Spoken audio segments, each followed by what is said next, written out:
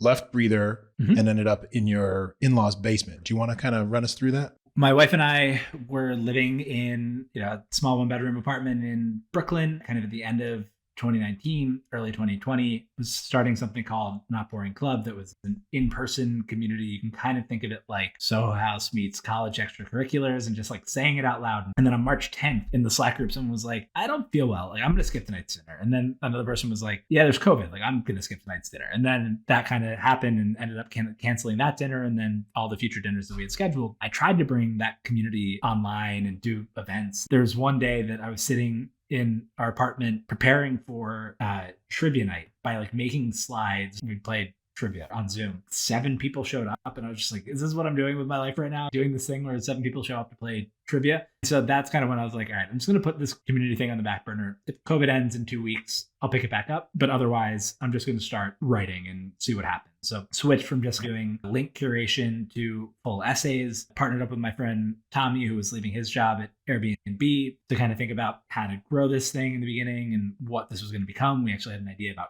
buying and rolling up newsletters and just kind of exploring. This was never supposed to be the actual thing. It was like maybe a lead gen, either for me to get another job or for us to do this other business or any number of things. And it just started growing. So it got from 400 to 1,000 people. We launched on Product Hunt and went from 1,500 to 3,000 people. And from there, it's just snowballed. If I focus on writing fun pieces that also teach people something and explain complex topics as clearly as I possibly can, then people share and it just kind of grows. And the bigger audience you get, the more people there are who might share. So it does kind of just compound over time. The beginning was just about figuring out what I should be writing about every week and sitting down and doing it.